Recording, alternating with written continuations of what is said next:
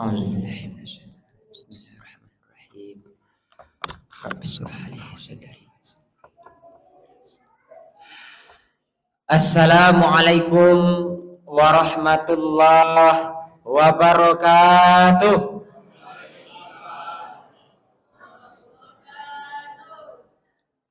Nampaknya kurang semangat. Kita ulangi sekali lagi. Assalamualaikum warahmatullahi wabarakatuh.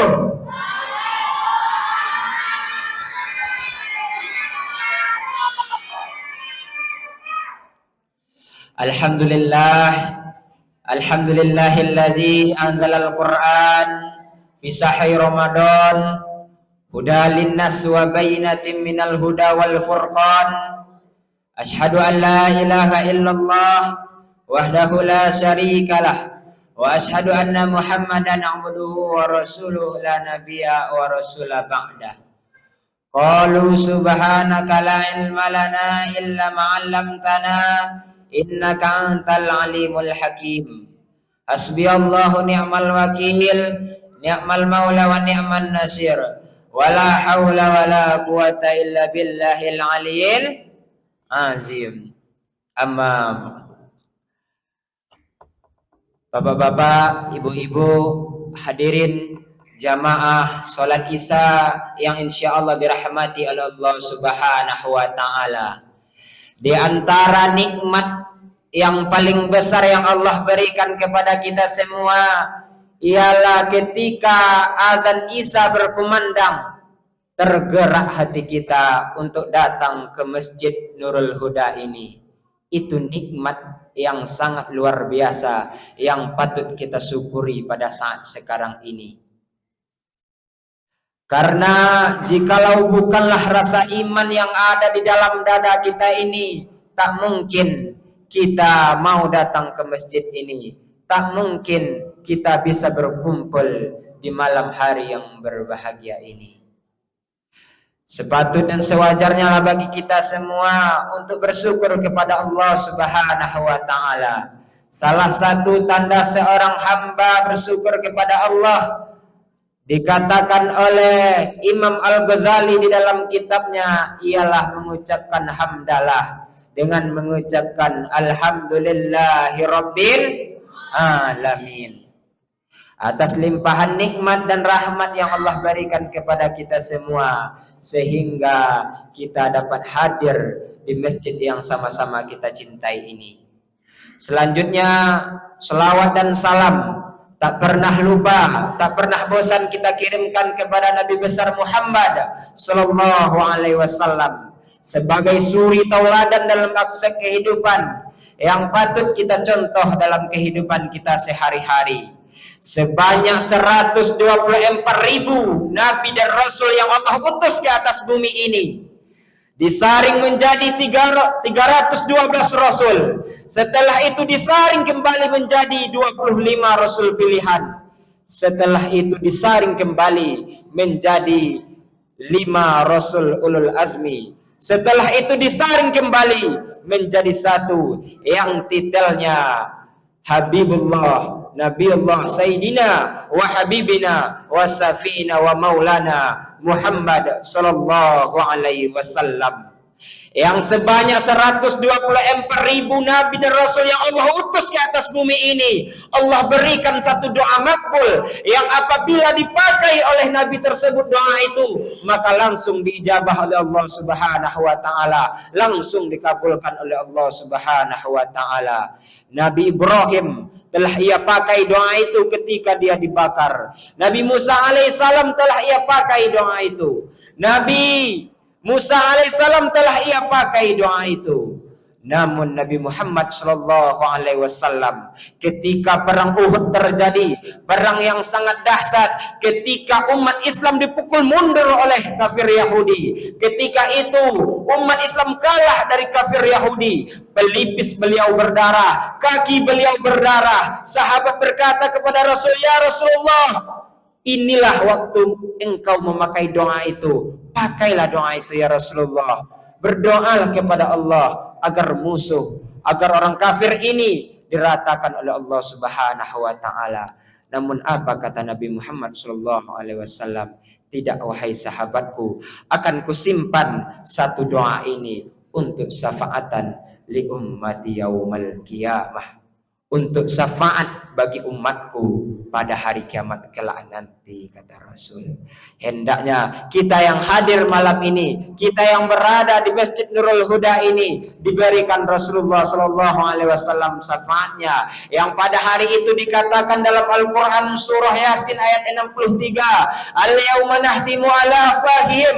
Pada hari itu mulut yang hari ini bisa berkata, mulut yang hari ini bisa berbohong, pada hari itu dikunci oleh Allah Subhanahu wa taala, wa tukallimuna aydihim, dan tangan yang akan berkata, wa tashhadu arjuluhum, dan kaki akan memberikan kesaksian bima kanu yaksibun, atas apa yang telah kita kerjakan semasa hidup di dunia ini. Masa itu akan datang. Maka di saat genting itu nanti, di saat menegangkan itu nanti, yang pasti akan kita alami, semoga Rasul Nabi Muhammad SAW datang memberikan syafaatnya kepada kita semua. Amin amin ya rabbal alamin. Dengan salah satu tanda bukti cinta kita kepada beliau dengan mengirimkan Allahumma sholli ala Sayyidina Muhammad wa ala ali Sayyidina Muhammad. Assalamu alayka ya Rasulullah, assalamu alayka ya Nabiyullah.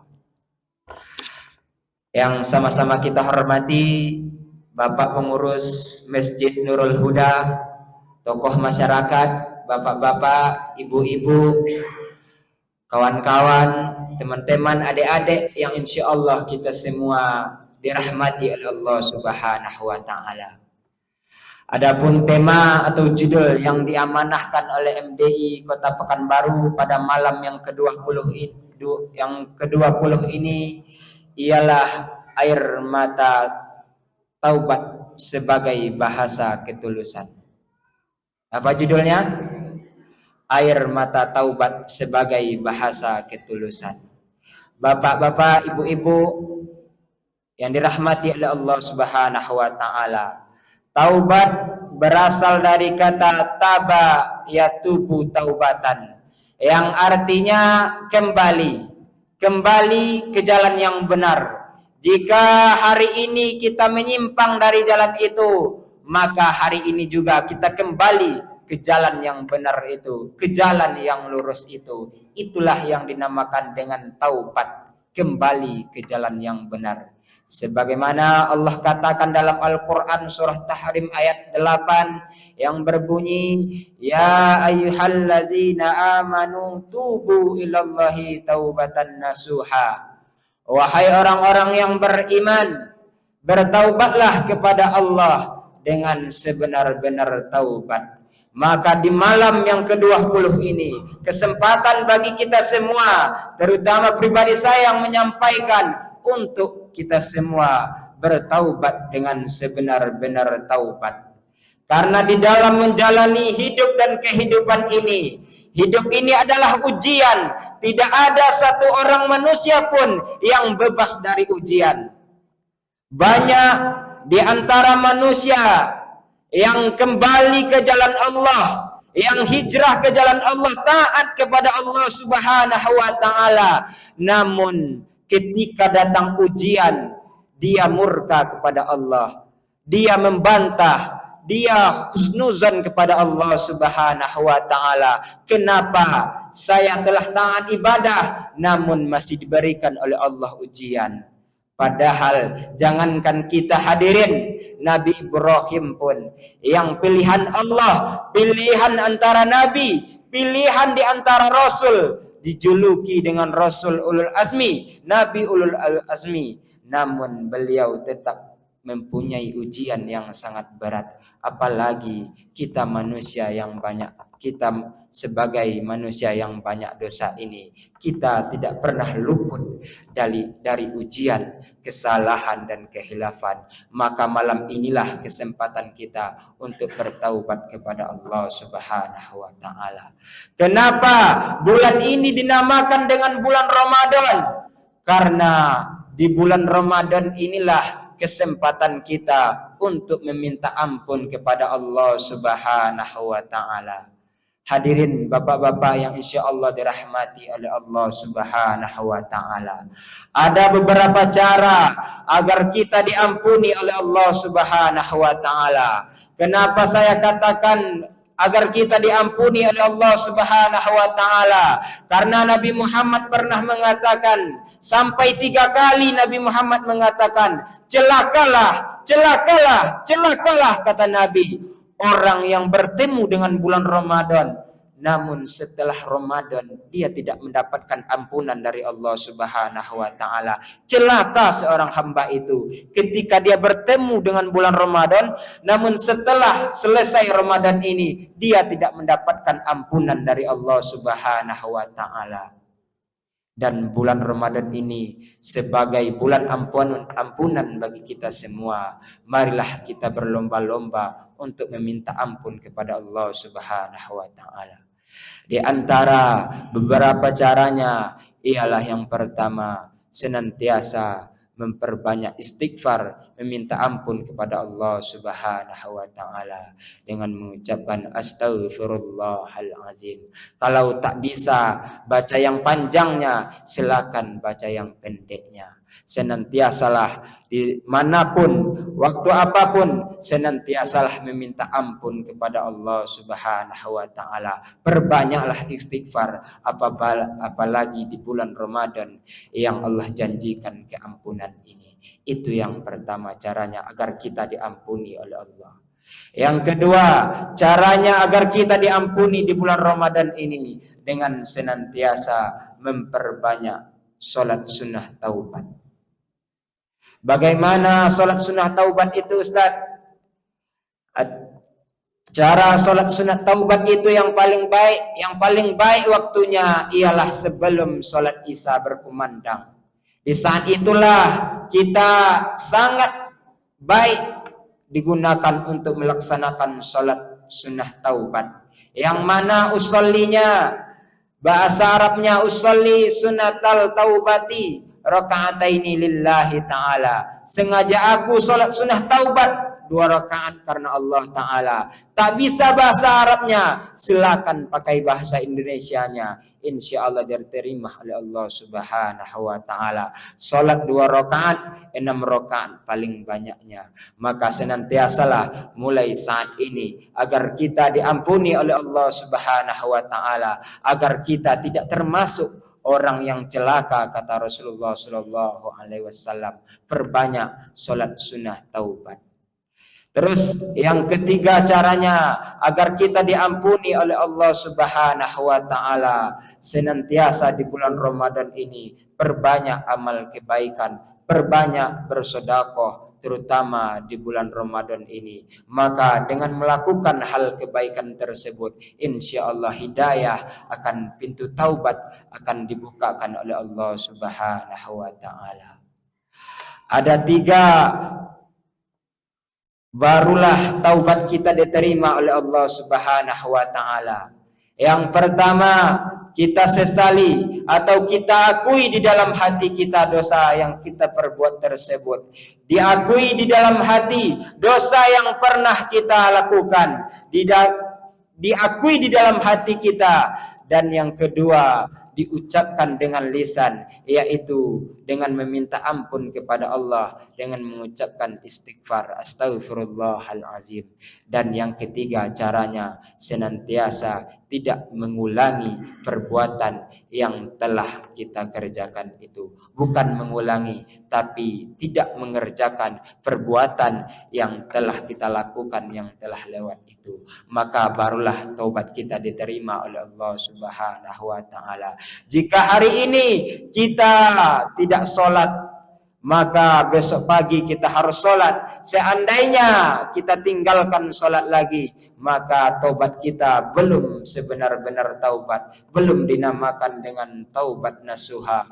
Karena yang dinamakan dengan sebenar-benar taubat ialah tidak mengulangi dosa atau tidak mengulangi maksiat yang pernah kita lakukan semasa yang telah lampau.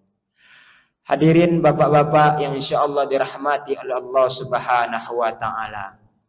Di dunia ini, di dalam kehidupan ini, tidak ada manusia yang tidak mempunyai salah. Ada sebuah kisah yang diterangkan di dalam kitab Durratun Nasihin. Ada seorang pemuda atau seorang preman yang semasa hidupnya kerjanya membunuh orang. Dijelaskan bahwa dia pernah membunuh 99 orang. Maka tergerak hatinya untuk bertaubat kepada Allah. Didatanginya Ustadz, bertanya kepada Ustadz, "Ya Ustadz, saya ingin bertaubat kepada Allah." Lalu Ustadz ini bertanya, "Apa dosa yang Anda lakukan?" kata Ustadz ini. Pemuda ini menjawab, "Saya pernah membunuh orang 99 orang." Ustadz ini kaget, heran. "Nggak bisa ini," kata Ustadz. "Nyawa itu milik Allah, tidak hak engkau untuk mencabut nyawa seseorang." Maka dengan perkataan kasar Ustadz tersebut, digenapkanlah oleh pemuda ini dengan membunuh Ustadz tersebut, sehingga genaplah 100 orang yang dibunuh oleh pemuda ini. Maka suatu ketika seorang pemuda ini bertemu lagi dengan Ustadz yang bijaksana. Bertanya lagi kepada Ustadz ini, "Ya Ustadz, saya ingin bertaubat kepada Allah Subhanahu wa Ta'ala. Apa dosa yang engkau lakukan?" kata Ustadz tersebut. Pemuda ini menjawab, "Saya pernah membunuh 99 orang dan baru ini saya genapkan menjadi 100 orang." Lalu apa kata Ustadz yang bijaksana ini? "Maka dengan dosa engkau yang sangat besar itu membunuh orang, maka pindahlah dari lingkungan yang enggak baik engkau agar taubat kau diterima oleh Allah Subhanahu wa Ta'ala." Maksudnya lingkungan pemuda ini tidak benar, atau lingkungan pemuda ini berada di lingkungan yang taubatnya tidak bisa istiqomah kepada Allah Subhanahu wa Ta'ala. Maka disuruh oleh Ustadz yang bijaksana ini agar hijrah ke kampung yang tidak mengganggu taubat seorang pemuda yang membunuh 100 orang tadi. Sehingga singkat cerita, pergilah pemuda ini hijrah ke kampung yang diperintahkan oleh Ustadz tersebut, Ustadz yang bijaksana. Dan amat malang nasib ketika di tengah perjalanan dicabutlah oleh Allah Subhanahu wa Ta'ala nyawa pemuda ini. Lalu datanglah malaikat rahmat berkata, sehingga terjadilah pertengkaran antara malaikat rahmat dan setan. Malaikat rahmat berkata, "Ini menjadi jatahku, karena pemuda ini ingin bertaubat, ingin hijrah bertaubat." Lalu setan berkata, "Oh, enggak bisa.